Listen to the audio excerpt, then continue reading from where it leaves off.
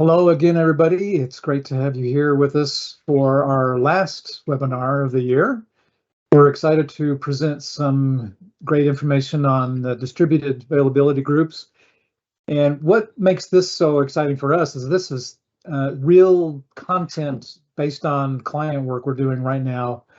And we're excited to share what we've learned. And I think we've given people enough time to join. So with that, I will turn it over to Randy. Go ahead, Randy. Okay, great. Thanks for joining us. For some reason, Jason, I don't see like Q&A or people, so I'll have to get you to monitor that for me. Yep. But I'm just not seeing that in the presenter view for some reason. But anyway, this is a bit of a follow-on webinar to some others that we did. Actually, a couple of years ago, we did some webinars back in 2021 on migrations in general, the database migration assistant, and then migrating SQL Server using the DBA Tools PowerShell module, which we're big fans of, we love. And so this is a bit of a follow-up to that. But before we get started, just the quick SQL Solutions Group.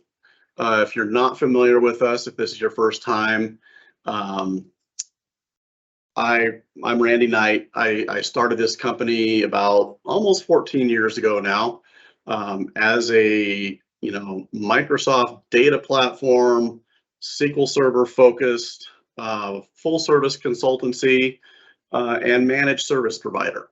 Right, so we've been doing primarily consulting, project works, things like that since inception, and then about 4 or 5 years ago, we saw the need for remote DBA managed services, and that has become a big part of our business as well. So won't bore you too much with that, but that's who we are. As far as myself. If you're not familiar with us, if this is your first time, I am a Microsoft Certified Master, if you happen to know what that is. Jason, this slide's getting kind of dated, over 2 decades. That's a little while. I started working with SQL Server pretty much exclusively in around 1997. So version 6.0, 6.5, right in there. My most kind of recent experience prior to starting SSG was working for a company called Match.com that you may have heard of. That we were doing things with SQL Server at that time that people said it couldn't do, it couldn't scale, it couldn't do these things. So that was pretty fun. So in addition to running SQL Solutions Group, and I say running, but I'm an active consultant, doing the work as well as owning the company. I do a fair amount of speaking, not as much as I used to, but conferences, SQL Saturdays. I did not speak at Past Summit this year, but I have many years in the past, and so we like to share these webinars. I don't know, half a dozen a year. We try to do it about every other month. Sometimes with schedules that doesn't always fall that way, but hopefully this will be useful to you. What we're going to do in this webinar, and again, we have an hour for these, which isn't a ton of time, right? And so the challenge is to make it, deep enough and meaty enough to, that it's worthwhile. This will not be, and if you've been to any of our webinars, this is not a marketing webinar, right? In fact, what you just heard about SQL Solutions Group is about the only marketing stuff that you'll hear. And so we like it to be good content. And so we're going to actually review some of the content from the webinar 2 years ago. It was February of 2021, I believe. Not the demos or anything, but just kind of to talk about migrations in general and some of the things that we need to think about. We'll talk about the concept of doing migrations using transaction log shipping or log backups, which is, you know, the most common way to do this. If you have small databases or you can take a long outage, then you just, you know, take the outage, restore a full backup, right? But if you have large databases or you need, you know, very minimal downtime, log shipping has been pretty common, right? And so we'll talk about that, which is great in many cases, but for availability groups, it has some, I don't want to say limitations, but just some things that we'll talk about. And then we'll talk about using just the real content of this webinar, and what we're going to demo is using distributed availability groups as a migration or upgrade method, okay? And so we'll talk about what a distributed availability group is, if you're not familiar with that, and then we'll get into how we would actually migrate from our original AG to a new AG on a new version of SQL Server. We're actually going to do a migration from a SQL Server 2016 running on Windows 2012 R2 to SQL Server 2022 running on Windows Server 2022. And that's what we'll be doing in the demo today. Okay, again, just kind of reviewing some of the again, this was February of 2021, Simplify SQL Server Migrations with DB8 Tools. This one, and there's a link to that webinar recording and all the content on our website right here in the slides. But in that webinar, we really, you know, got into talking about migrations as a major topic, right? And you know, when you're going to migrate, when you're going to upgrade, the things that you need to think about, the things that you need to do. So I'm going to spend just, you know, 10 minutes or so here going through, you know, some of those same slides that we had in that webinar, just as a review, and then we'll dig into the kind of the meat of this one. So what are some of the challenges when migrating? And, you know, one of the things we run into a lot at SSG is companies that have, quite frankly, very old SQL servers running, you know, either out of support or almost out of support versions of SQL Server on out of support versions of Windows. And for whatever reason, in many organizations, there's some hesitancy to upgrade databases. And so, you know, why is that? I think one of the issues is, do we even know what we have, right? Database servers, databases, and more importantly, you know, what are all the applications, users, and things that connect to this, right? What's going to break if we migrate this, if we upgrade this? I think for a lot of organizations, there's a risk-reward concern because data is kind of the backbone of most organizations, right? And you know, making big changes to our database environment can be, you know, higher risk, and maybe we don't see the reward or the benefit versus the cost. And in many cases, you know, it comes down to fear, right? I have people tell me all the time, oh, we don't like to touch it because every time we do something, it breaks. Something breaks. And, you know, that's a technical debt issue. That's a you know, IT organization process maturity issue in some cases, but it's very real. So and that's kind of what this original webinar was about, is let's address some of those issues. So what we should do, use the opportunity to clean up the environment. Virtually every SQL server out there has old databases, old logins, old jobs, things that are no longer used. You know, one of the things that we see a lot of are things like Windows logins that are mapped to Active Directory accounts that no longer exist, right? So, you know, use the opportunity to just bring the things to your new environment that you actually need to use. Best practices. You know, one of the things that we do a lot of, we have a project, fixed fee project offering called the Full Stack Health Check, where we basically do a you know, holistic view of your SQL Server environment, everything from, infrastructure, hardware, in virtual environments. We'll look at the hypervisor, whether that's Hyper-V, VMware. If you're in the cloud, AWS or Azure, we're going to look at how that's configured, the operating system, the SQL Server, all the way to the queries, right? So just looking at best practices, right? The same things that we do that we recommend for building a new environment, right? Again, decommission unused databases, jobs, logins. This is a great opportunity for security hardening, right? If you have an environment where everyone's a database owner, or even worse, everyone's a sysadmin because that was just easier, this is a good opportunity to resolve some of those things. We should approach an upgrade or migration project, and I kind of use those terms interchangeably. Most of the time, the reason we're migrating is because we're upgrading in some way. We also could be moving to a different data center, migrating to the cloud, but most of the time, it's going to be, we're moving from an older version of SQL Server to a newer version. And we should approach this like any other project. There needs to be an analysis stage, a design stage, and an implementation stage. And along with that, there needs to be testing, and more testing, and more testing, right?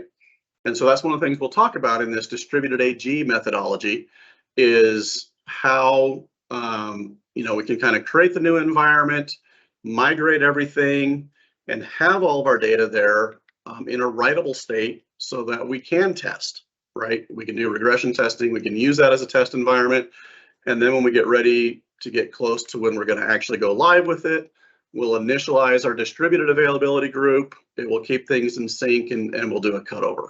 So don't install unnecessary components, right? We see a lot of SQL servers that were just kind of a click, click, click default install. They have, SSRS that installed analysis services, integration services, everything that you possibly could want. And if it's not in use, it's unnecessarily using resources. And it's also, from an attack surface area standpoint, from a security standpoint, it's always better to have, fewer components. So we do not ever recommend in-place upgrades for SQL Server or operating systems for that matter.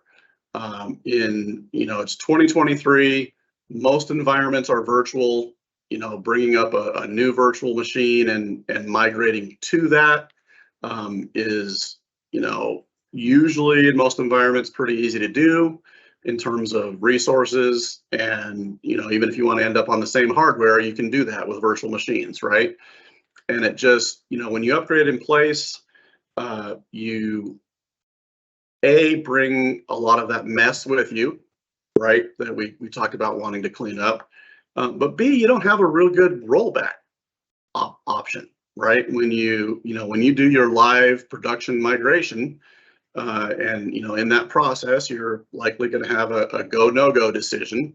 And if you upgrade in place, your no-go to roll back is going to be, in most cases, a lot uglier than it would be if we're talking about migrating to a new environment.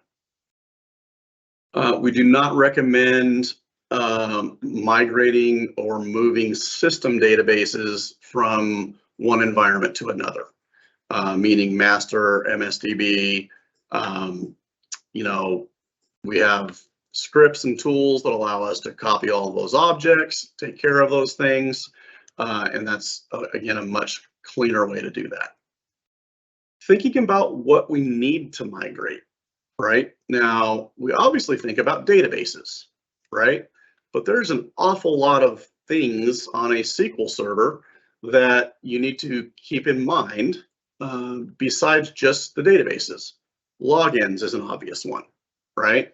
SQL Server agent objects, jobs, alerts, operators, and these three are usually, most people will think of those.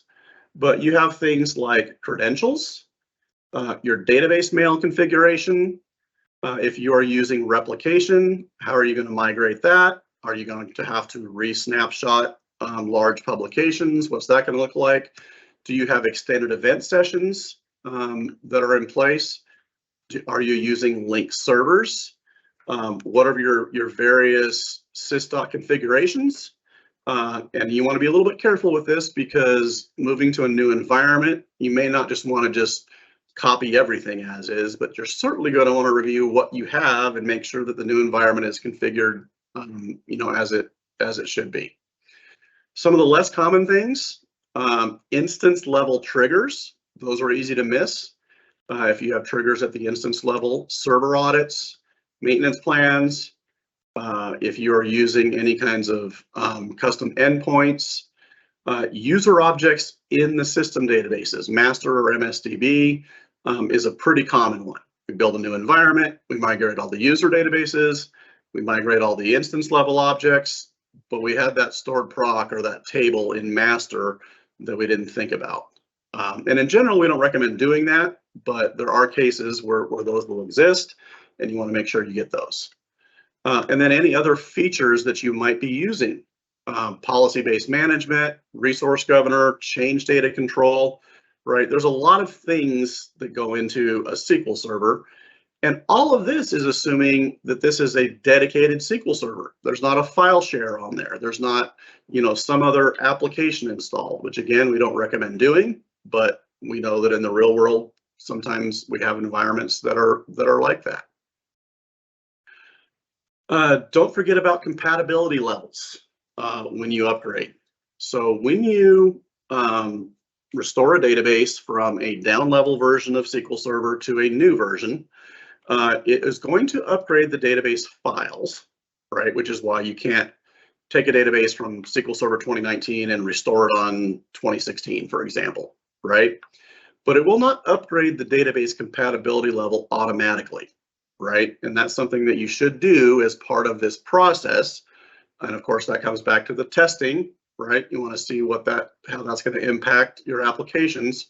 But we see a lot of SQL servers out there with very old compatibility levels, that it's obvious that databases have lived for a long time and the compatibility level has never been updated.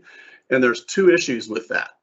One is going to be that you are losing access to a lot of functionality and features that we have in newer versions.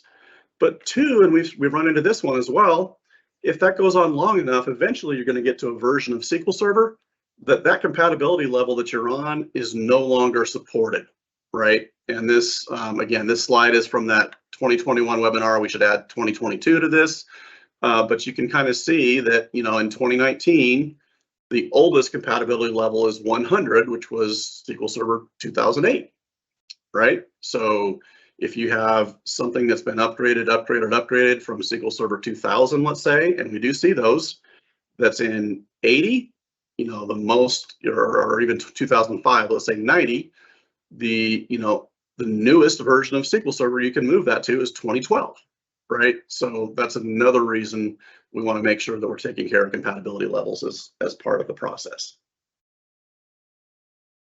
Okay, just quickly, if you've worked with us at all, or if you've been to any of our webinars, we're big fans of DBA tools. This is a community PowerShell module, over 600 commands. If you're not using DBA tools because either you just haven't or you don't know PowerShell, this is the reason for a DBA to learn PowerShell. There are so many things that it does that make life so much easier, right? If you know me at all, I'm all about automation.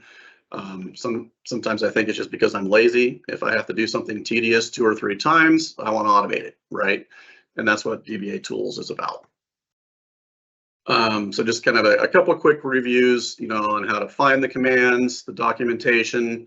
But when we did that other webinar, we showed how we can use DBA tools to migrate all of these things, or essentially, copy them from one server to another. And it's a huge time saver, especially, with things like logins. right? It copies it using the password hash, so you don't even have to know the passwords for logins, right? Things like that. So highly recommend DBA tools for migrations. Okay, log shipping. So just a quick review of how transaction log-based migrations typically go. So we're going to restore a full database backup with no recovery, right? Meaning that leaves the database in what we call standby mode. It's not accessible, but we're able to restore additional backups, transaction log backups. And then we take our transaction log backups from the existing source system and we restore them on a continuous basis until we're ready to do this migration, right? Migration time, we take our outage on the original system, we take a final transaction log backup, and we restore it with recovery. This brings the database online on the new server, right? And we've been doing database migrations like this for many years. Whether you're using actual log shipping or just restoring transaction logs that you have from your backups, doesn't matter. And this is great. And this webinar is certainly not about why you shouldn't be doing this, because this is tried and true. We use it in many migrations. But there's a couple of issues that you can run into with this, particularly when you're in an availability group environment. One, and this isn't even availability group based, if you have a lot of databases, this can be kind of cumbersome. Right? If you only have 2 or 3 databases, something, a small number of databases, setting up your backups and log restores is not that big of a deal. But if you have, 50 databases on a server, that can end up being a lot of work, right? But in an availability group environment, you're not going to be able to initialize, the replicas, the secondaries in that new availability group until you bring those databases online. So if you have large databases and you're using a log shipping based migration, you're going to have to restore those databases onto the secondaries and bring those into the availability group at go live time, right? Which may not be desirable, if you're using readable secondaries, if that's a big part of what you're doing. So distributed availability groups were introduced in SQL Server 2016, and they've improved significantly since then. What a distributed availability group is essentially an availability group of availability groups, is the best way I know to describe it. What you're going to have is, 2 or more what I'm calling local AGs, but just standard availability groups. And this can be used for upgrades like we're going to talk about, but it's also often used for geographically dispersed scale out, right? Multiple regions, multiple data centers, because what it does is in a distributed availability group, there's a primary AG and a secondary AG. And the primary AG works the way we understand AGs to work. You have a primary replica, which is read-write, and you have secondary replicas, which can either just be standby or they can be readable secondaries, right? The secondary availability group, what we think of as the primary, becomes something called the forwarder, right? And what happens is that the primary availability group replicates changes only one time to the forwarder, which then in turn replicates those changes to 1 or more secondaries, right? So this can be really useful in, again, scale out situations where, maybe we have these secondary availability groups in different regions, different data centers to get the data closer to users for reads, for example, or maybe it's a high availability type of thing. But we don't want to, send that replication traffic from the primary in data center 1 to all of the secondaries, all of the replicas in data center 2, right? So that's one of the uses of distributed AGs. But What we're going to talk about today is the fact that that secondary availability group can be on a newer version of SQL Server than the primary, which makes this a great option for doing migrations, upgrades of availability groups in environments where we can't take a long outage. It's a 24/7 mission critical application. We can't say, hey, we're going to take a whole weekend to migrate, or even 4 hours to migrate in some cases. And so the way this works is the target, or what we call the secondary AG, can be a newer version of SQL Server. It can be a different version of Windows. Distributed AGs are a 100% SQL Server concept. So you notice here from the that last slide, the Windows clusters are completely independent, right? So in a distributed AG, there's no Active Directory objects or dependencies, DNS, things like that. There's also not a common listener, right? So you're going to have a listener for each of these AGs, but not for the distributed AG, right? So, but we can, be on a newer version of SQL Server. What are some of the limitations? And this is important to understand. And if you think about this, it's kind of the same thing when you are upgrading, or you're just call it restoring databases from older versions of SQL Server to newer versions of SQL Servers. There are some things that just aren't going to work, right? You're not going to be able to go backwards, right? Go from the new version back to the old version, right? You can't restore that database. And then, so those are some of the things that are the same for this. Even if your secondary AG is in synchronous commit, while it's participating in this AG, it's going to show up as partially healthy. The databases will say synchronizing in recovery as opposed to synchronized, right? We're going to use asynchronous replication mode up until we do the final actual cutover, okay? And so, that's just something that for some people is a little bit disconcerting, that it says it's not synchronized. And what we're going to see in the demo is that we actually look at the log sequence numbers that have been hardened in the source and the target to ensure that all of our data is up to date, is the way that we do this. You cannot have readable secondaries on your secondary AG, right? So your secondary AG is just going to be sitting there taking this, synchronization replication from the primary AG so that all the data is up to date, so that when you cut over, it's essentially just a failover, but it's not going to be usable in any way.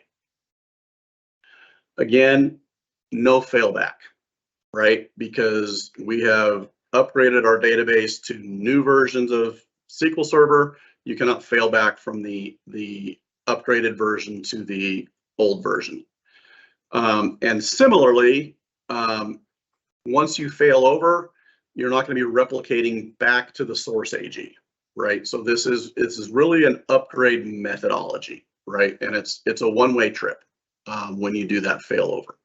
Now, if you have that distributed AG and you do this failover, you absolutely can then in turn upgrade your source AG and include it in the distributed AG if that's in your use case. But those are just kind of some of the things when you're using this for upgrade that you're going to need to be aware of. Okay, let's talk about the process, and then we'll jump into the demos and we'll see what this looks like. So we're going to create our new Windows cluster with our new servers. We're going to create our availability group, and then we're going to do a migration. Right, we're going to migrate all of our objects that we talked about a few slides ago, including our databases to the new AG, right? And the purpose of this is a test migration, right? At this point in our new environment, we have everything is there. We have a new listener, we have our logins, we have our data, we can point application servers, users, we can test to our heart's content, right? We have a primary replica that's writable, and one or more secondary replicas. Once we're done with all of that, we're going to go through a process to initialize the distributed AG. To create the distributed AG, this is going to require, fresh restores of the databases. At this point, they're going to be in standby mode on the secondary. They're not writable, they're not usable. They're just sitting there, taking that replication traffic. Okay. At cutover time, we're going to take an outage, whatever we have to do to ensure that no data is being changed in the primary or source AG. We're going to make sure that the AGs are fully synchronized, and then we're going to fail over to the new AG. And that's it. And it's just as fast as failovers that you're used to in regular AGs. And that's what the beauty of this is that if you're in an environment where you need to have your cutover be, even minutes, you can do that, right? If what we recommend and what most people are doing is you're using a DNS name for your listener. So literally what you're going to do at go live time, you're going to take an outage on your existing, you're going to fail over, and you're going to update DNS to point to the new listener, and you're done, right? It's actually that easy. Okay, so with all that said, let's jump over to some of our tools here and take a look at what we have. And what we are starting this process with for this demo is 2 availability groups. One that's on SQL Server 2016. We can see that one. I'm just looking at the AG dashboard here. We can see we have 2 replicas, a primary, a secondary. They're in synchronous. There's one small database in that AG. And we've already done that initial migration piece. Right, so over on our SQL Server 22 environment, we have the same thing, right? Primary, secondary, we have the database over there. We did all this migration, we've done that testing, right? So what we're going to look at here, if we go back to that process that we talked about, is, basically these last 2 steps, right? Initialize the distributed availability group, and then how we would actually do the failover. Okay. All right, so that's what we have. We have these 4 servers, 2016 A and B, 2022 A and B, and then I have connections to the listeners for those, and we'll just kind of take a look at what we have as we go through this. Now, one thing to point out about distributed AGs when it comes to, at least in SSMS, the dashboards, we don't have the instrumentation in SSMS for distributed AGs that we have for regular AGs. So there is some minimal stuff that we'll see, but one of the things, again, if you've attended many of our webinars, you know that we are big users of SolarWinds SQL Sentry. And so one of the things I'm going to do as part of this is show you the always on kind of piece of SQL Sentry, because it actually does have some distributed AG stuff that's pretty interesting. So just briefly to look at that to kind of familiarize you, I'm looking at the always on dashboard in SQL Sentry. This is the 2016 availability group, and it gives me all kinds of information, right? I can see the clusters. I mean, if you go down here, I can see listeners, databases, replicas. If I go to a specific replica and I go over here to chart, and obviously there's not much going on here right now, but I can see, my replication latency, my log send queue, all of those things, right, for my primaries and my secondaries, right? And the same thing for the 2022 primary and secondary, right? So we have these AGs, great. And what we're going to see is that as we build out the distributed AG, SQL Sentry actually gives us some views into that the regular SSMS dashboards don't. Of course, all of this is available via T-SQL scripts as well. This is just it gives you a way to kind of see what's going on. So what we're going to start with is this script here, initialize the distributed AG. Okay. So, and you'll notice I'm using SQL command mode in Management Studio here, which if you're not familiar with that, you just go to the query menu, SQL command mode, and it allows you to, in one script, connect to multiple servers, run commands, connect to another server. So in situations like this, it's really useful. So what we're going to start with is, number one, in order to create a distributed AG, there cannot be any databases on the secondary AG, right? So if I go look at that 2022 AG, we have this AG dummy database. That's our database we're testing with for the demo, right? That's synchronized. We have the replicas. We have a listener, right? Everything. This is just a normal AG. And so what I'm going to do is the first thing I'm going to do is I'm going to remove the database from the availability group, and then I'm going to delete the database from all of the replicas on the 2022 boxes. So we'll start with that, right? So I'm just going to execute that. And once that's done, we'll go see that the databases are completely gone, right? So if I go, looks like we're done with the primary, right? So the database is no longer there. If I go to look at the availability group databases, nothing there. And of course, if I go to the secondary, right? I have that up here. The database has been actually, it has not been deleted. Let's see. Oh, we'll do it the hard way and have it kill connections. So close existing connections. All right, so we now have our secondary AG ready to be set up as the distributed AG. And of course, if we go to our dashboard now, it's not gonna look healthy, right? Because there's no databases, right? So there's nothing to synchronize, and that's okay. That's what we expect. Okay, our next step, we want to make sure that all of our endpoints, that we are listening on all IP addresses, and then we're going to create the distributed availability group. And so what that command looks like, it's very similar to the command to create a regular availability group. The differences being, you're going to say with distributed, and the availability group on the list is not going to be SQL servers that will participate as replicas.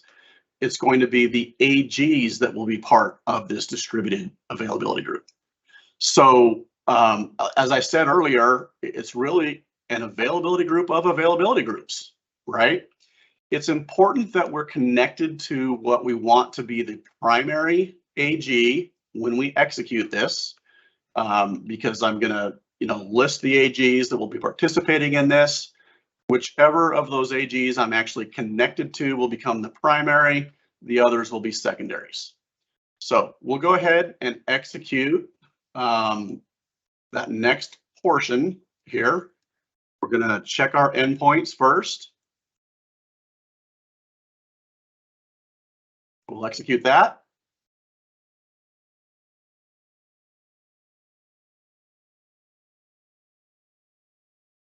That's all good. We would have seen an error if there was a problem, right?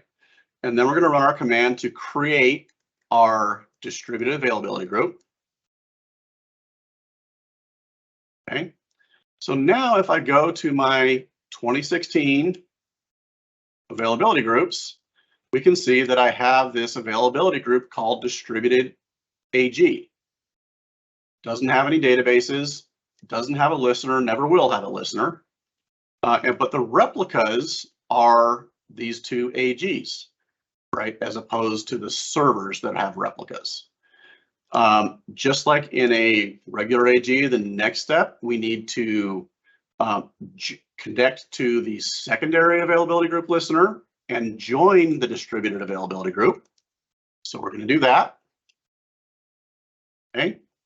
At that point, we should see that our distributed AG has a primary and a secondary, but we don't have any databases.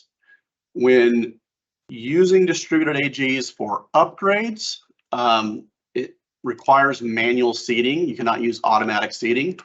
So what we're going to do is we're going to connect to the listener of the primary AG. We're going to take a full backup of the database to a share that's accessible to both AGs.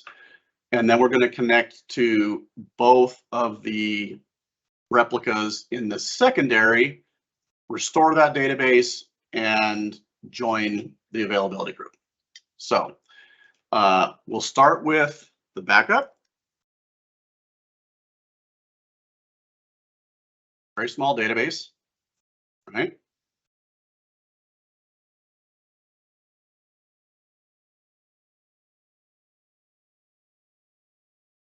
And then we're going to go to first the primary, or what really is called the forwarder now, the former primary replica of the secondary AG. We're going to restore that database with no recovery, right? Again, we need to leave it in a state that it can receive transactions. So we're going to do that on the forwarder. We're going to then join the database to the AG. We're going to restore that same backup to the secondary and join that to the availability group. Okay, at this point, we have a distributed availability group. We have a database.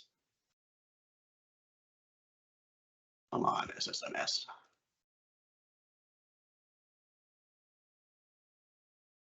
It's not showing up there. But if we go to our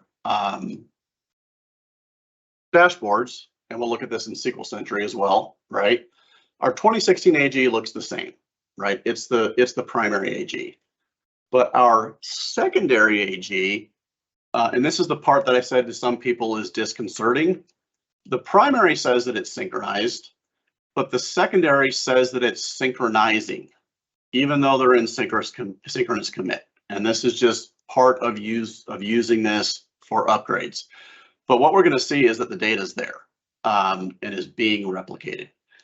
If we go to SQL Sentry, as I said, in Management Studio, the only thing that you're really going to see on the dashboard is the fact that the distributed AG exists, right? So you can see your distributed AG and your other AG manual failover, but if you go click on that, you don't really get much information here, right? You get an error in the dashboard.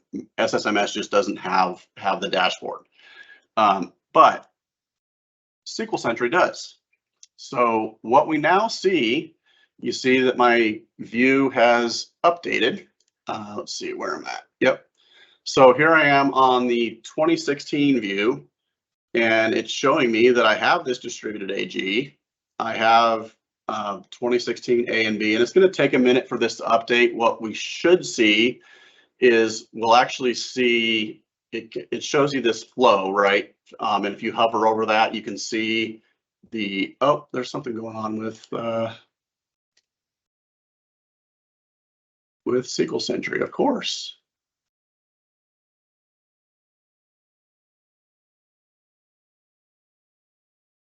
So we can see that traffic. Anyway, and we'll come back to this, and hopefully SQL Sentry will have updated by then. Definitely acting kind of slow.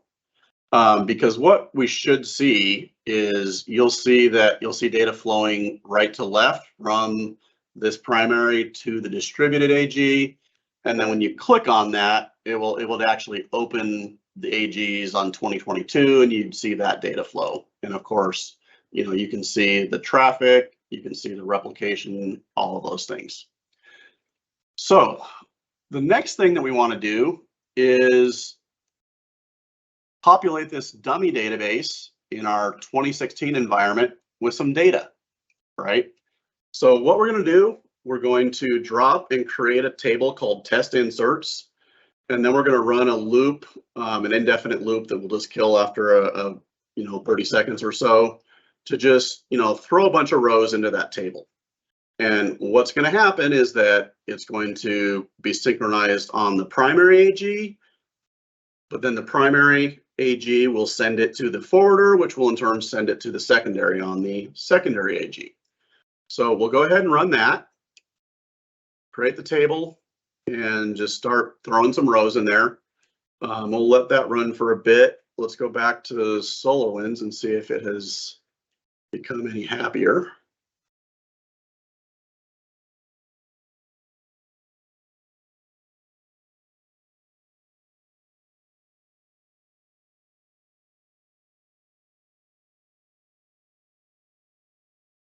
One of the things we can see here is, if we go to that always on, we should be able to see the traffic from this. Yeah, this is not updating the way that it should. So I actually had some issues with our lab SQL Sentry this morning and had to do some things with licensing. So, which I thought was resolved, but in any case, we have a bunch of data that's been, inserted on the primary, right? And so if I go look at that, we can see that we've put 42,000 and some change rows into that table. So we're now initialized, right? We're probably doing this, a few days up to a week, however long, before we have our scheduled actual production go live for this migration, right? And, we're monitoring that replication traffic. We're making sure everything is there. And then we're going to go to our actual failover, right? So what we're going to do, we will have taken an outage of some sort for the primary AG, right? So that data is no longer changing, right? And so we're going to change our distributed AG to synchronous commit, right? We don't necessarily want that typically up until this point because we don't want, the commits on the secondary AG to affect performance of the primary AG, right? We're just doing, asynchronous replication, keeping the data up to date, and we're going to go to synchronous at this point so that we can ensure the data is the same. Okay, so we're going to start with that, and then we're also going to run this query, which is going to tell us the commit state and the state of the replicas in the distributed AG. And if you look at this query, it's pretty much the same as what you would do with a regular AG. The only difference is you're saying where AG is distributed equals 1, right? So that I'm looking at the distributed AG. So we'll go ahead and execute that so we can see our 2 availability groups that are synchronous, and our 2022 says partially healthy, right? Again, you have to kind of get used to that as part of using these for upgrade. Now what we're going to do is we're going to run a query, and one of the things that you can look at in the DMVs for availability groups is the last hardened log sequence number in that AG or on that replica, right? And if you're not familiar, log sequence number is kind of the primary key of the transaction log. And it tells us, this is the most recent transaction in this environment, right? And so log sequence is how, we can do transaction log backups and know that we're restoring data to an appropriate point in time. We've done some webinars before on backups where we dig into that. So what we're going to do is we're going to look first at the 2016. We're going to run that query, and it's going to tell me for the 2016 AG for each of the replicas as well as the distributed AG, A, that they're synchronized, and B, that the last hardened LSN is this guy, right? We're going to run that exact same query on the 2022 listener. And what we should see, notice the secondary replica says synchronizing, not synchronized, right? Even though they're synchronous commit. But what we really care about is that LSN. And as long as that LSN is the same on all of the replicas, we know that they're in sync, okay? And then we're going to do our failover, which is this simple, right? So we're going to connect to the listener of the new AG. We're going to execute the failover, and we are done. We are migrated, right? So, you know, I've been talking a lot, and we've done this whole script in what, a minute or two? not very long, right? We can now connect to the database on the 2022, and we can query our test inserts table. We see that all of our data is there. And that's the beauty of this, right? That yes, there's some setup that you have to do to, you know, ensure that, you know, your two AGs are ready and everything's working, create the distributed AG. But when you get to your actual go live, it's, you know, as close to instantaneous as it can be, right?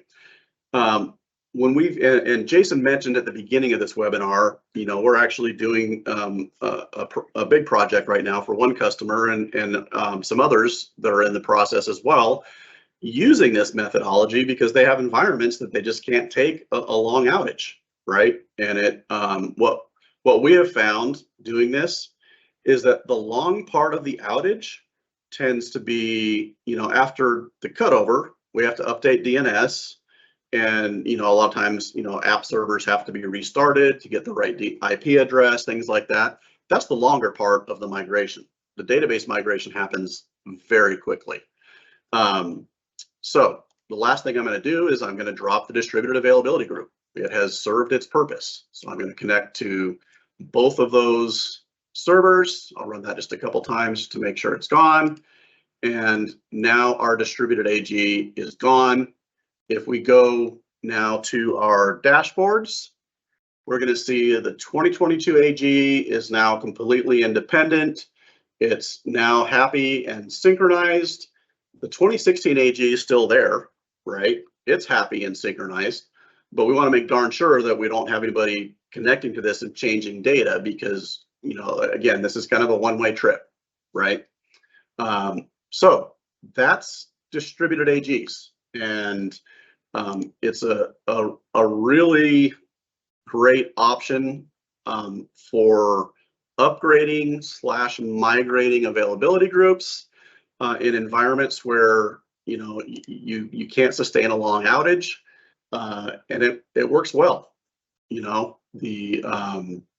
there's definitely, you know, some bits and pieces and things that you have to make sure that are in place. You know, you need to make sure that all of your Surface accounts on all of your servers have access to all the endpoints, right? You know, networking things, the same types of things that you would see in a typical AG environment. So that's what we have. So again, this demo kind of started with a target availability group that we'd already done most of the migration, right? All of the, you know, the logins, the jobs, all those things that we talked about, right? And we just kind of went through how we would use a distributed AG for that, for the actual cutover. So again, for some reason, I'm not seeing the Q&A on my view. So Jason, do you want to maybe let me know if there's been questions or comments that we need to address? But that's kind of where we're at this point. We're almost at an hour. Just quickly before we jump to Q&A, we will be doing another webinar in January.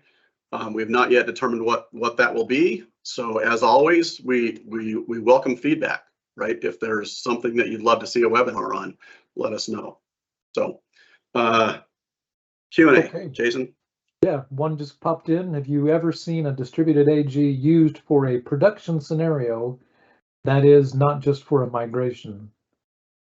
Absolutely. Yeah, we've implemented distributed AGs for you know, geographically dispersed HA.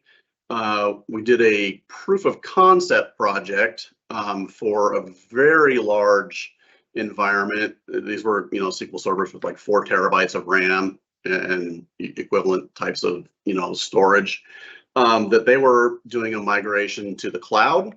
And so we set up a distributed AG from their on-premises environment to Azure.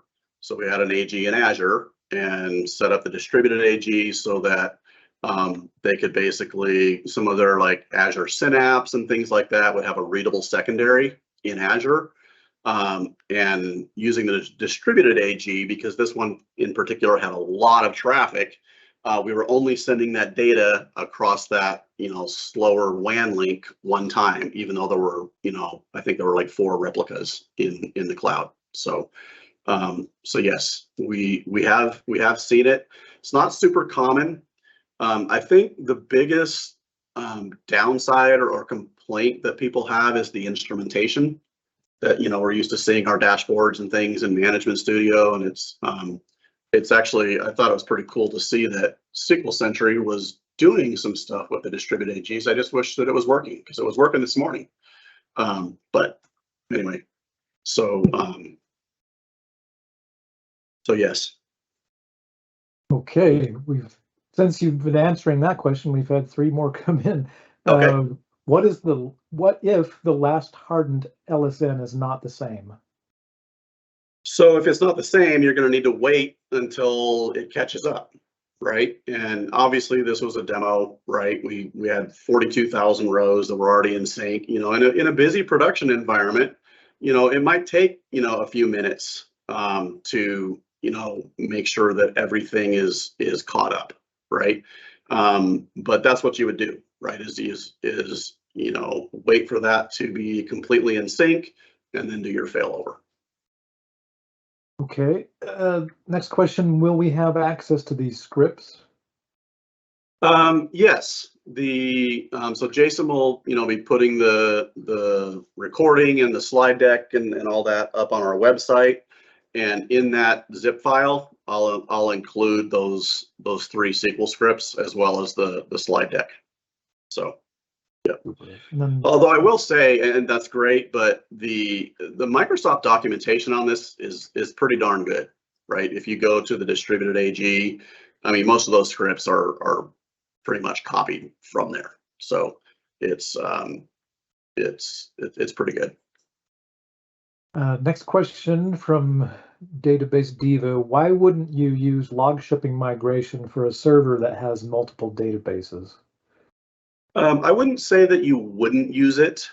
It's just more work, right? So because you're going to have to, however you're doing log shipping, if you're using actual log shipping or if you're just restoring your logs from what you have, say you have 50 databases, well, that's now, 50 sets of full backups, 50 sets of transaction logs that we have to kind of orchestrate doing all of those restores. So I'm absolutely not saying to not use log shipping. What I am saying is that this is another great option. That's typically even a shorter cutover time than log shipping, right? Because with log shipping, even if you're doing your transaction logs every 5 minutes or 15 minutes, right, you're still going to have the time to take that last log back up from all those databases and restore them, right? Whereas in an availability group, you add all of your databases to the availability group and you're kind of done. So that's all I was saying about the many databases, is that it's a little bit more work to make sure all of that, it's all that is in place. Okay, somebody asked about access to the webinar video. Yes, we will be sharing that by email tomorrow. And then Wilfred asks, since this feature is from SQL 2016, I cannot migrate a 2012 AG with DAG, question mark? I believe that is true. I've not tried that. The oldest we've used this for is 2016. Yeah, I would have to look that up to tell you for sure, but I believe you are correct on that. Okay. And then somebody asked about access to the scripts and whatnot. That'll be all in tomorrow's email. We'll take care of you that way. It'll be very convenient for you. And I think that brings us to the end. It's top of the hour. Okay. So, well, thank you everybody for participating. Hopefully it has some value for you. And, obviously we're a consulting company.